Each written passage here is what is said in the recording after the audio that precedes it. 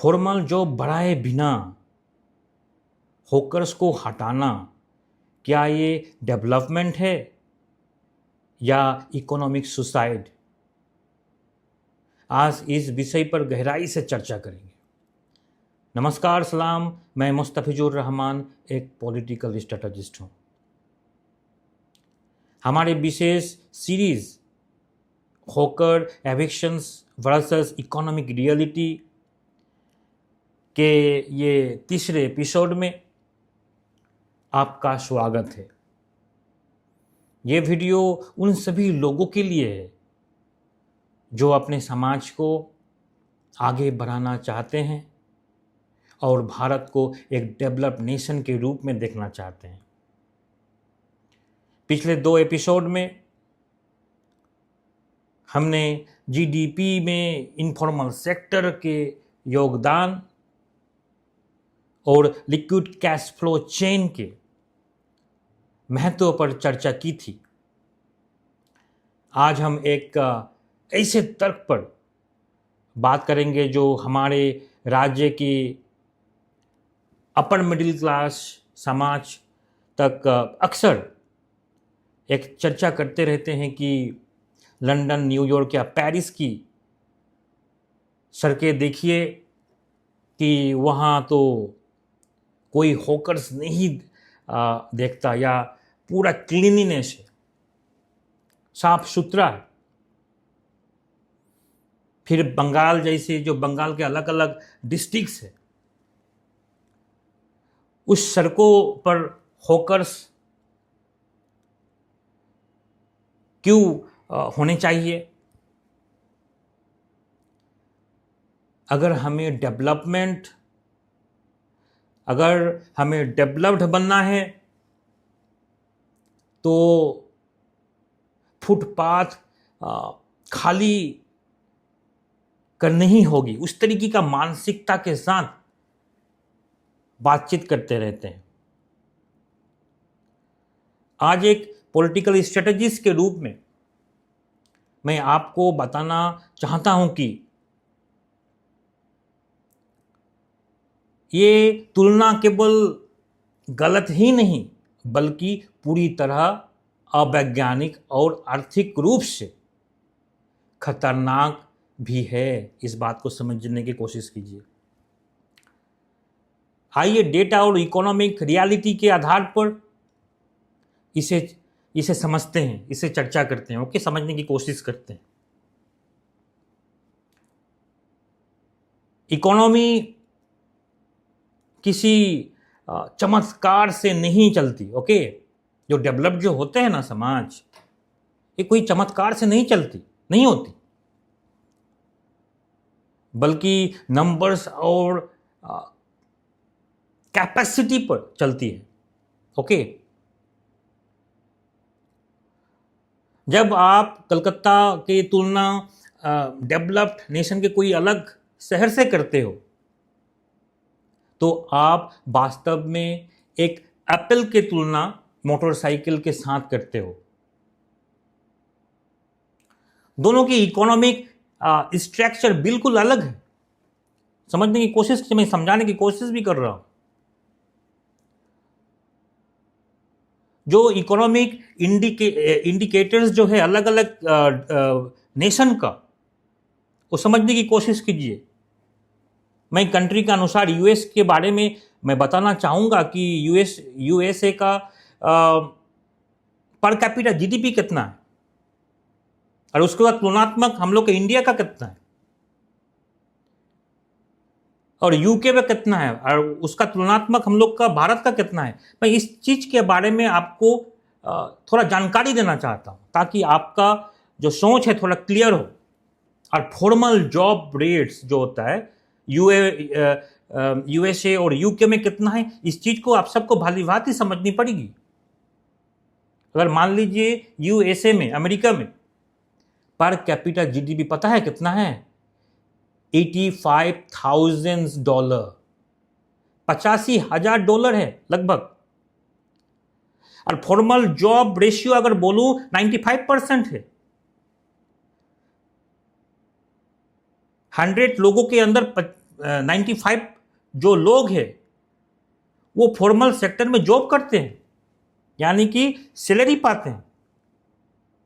100 के अंदर 95 लोग नौकरी करते हैं फॉर्मल सेक्टर में। आइए जानते हैं यूके में कितना है, इंग्लैंड में कितना है। लगभग $50,000 यूके में भी है, ये डेवलप्ड नेशन है। और फॉर्मल जॉब रेशियो कितना है? 92% फॉर्मल जॉब रेशियो है। 100 में से 92, 100 में से 92 लोग जॉब सैलरी बेस्ड में जॉब करते हैं। फॉर्मल सेक्टर हो, सरकारी हो या बेसरकारी हो, कोई भी हो, प्राइवेट हो, कोई भी हो, लेकिन उसके सैलरी घुसते हैं। अगर इंडिया का अगर हम लोग बातचीत करें, लगभग $2,800 है जीडीपी, पर कैपिटा जीडीपी $2,800। समझ में आ रहा है ना कितना डिफरेंसेस है। और जो फॉर्मल जॉब रेशियो अगर आप देखें, फॉर्मल जॉब रेशियो भी आपका 10 to 12% है। 100 में से 10 से 12 लोग ही जॉब कर रहे हैं फॉर्मल जॉब। समझ में आ रही है ना? 10 से 12, जहां पे अमेरिका में 95 लोग जॉब कर रहे हैं, उधर में यूके में 92, मतलब 92 लोग जॉब कर रहे हैं 100 में से। उसका तुलना में अगर हम लोग भारत की बात करें तो 10 से 12 लोग जॉब कर रहे हैं, क्योंकि हम लोग डेवलपिंग नेशन है। ये डेटा हमें क्या सिखाता है, समझने की कोशिश कीजिए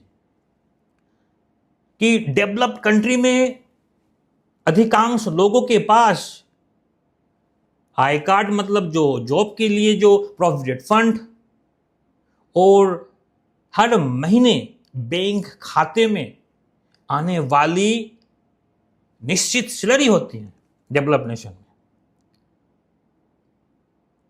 इसीलिए वे फुटपाथ पर व्यवसाय नहीं करते। क्यों? कि 95% फॉर्मल जॉब है, अप टू 95%। क्यों करें?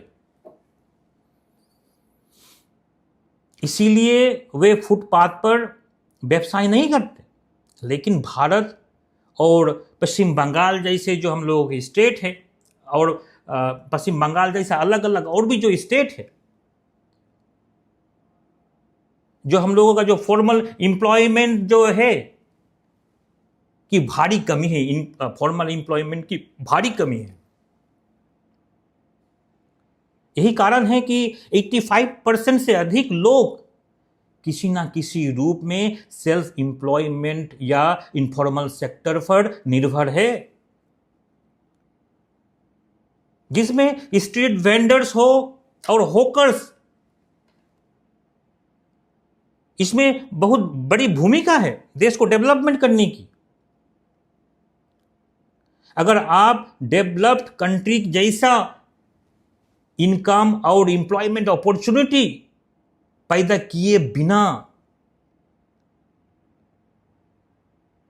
अगर उन लोगों का हटाते हो, एविक्शन ड्राइव चलाते हैं,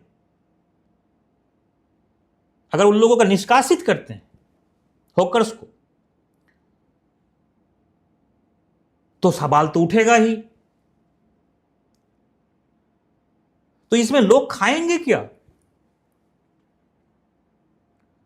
समाज को पूरी तरह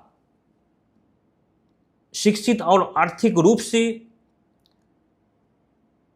सक्षम बनाए बिना डेवलप्ड कंट्री के मॉडल की नकल करना वास्तव में पॉलिसी बैंकरप्सी जैसा आप नीति अपना रहे हो।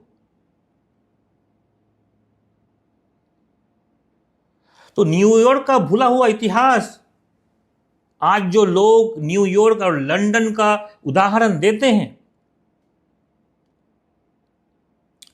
क्या वे इस शहरों का इतिहास जानते हैं क्या?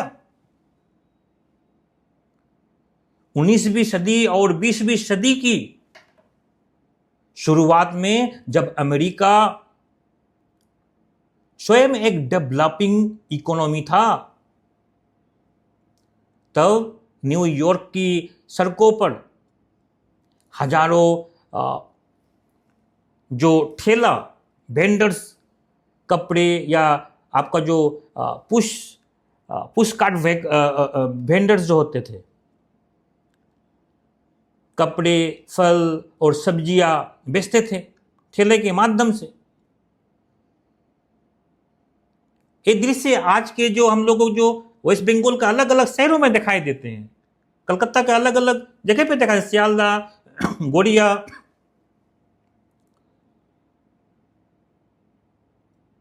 तो ये बाहर दिखाई देने वाले जो बाजारों से बहुत अलग नहीं था। अगर तुलनात्मक अगर डिफरेंसेस अगर आप देखो, 19वीं सदी और 20वीं सदी के जो अमेरिका और यूके का तुलनात्मक, उस समय भी वो डेवलपिंग नेशन था, डेवलपिंग इकोनॉमी थी। उस समय अमेरिकी प्रशासन ने उन्हें डंडे मारकर, बुलडोज कर नहीं हटाया। क्यों पता है? क्योंकि वो जानते थे कि लाखों इमिग्रेंट वर्कर्स के लिए जीविका का यही एकमात्र साधन था। बाद में जब अमेरिका की फैक्ट्रीज बढ़ी, पर कैपिटा इनकम बढ़ी और लोगों को अच्छी फॉर्मल जॉब मिलने लगी, तब यही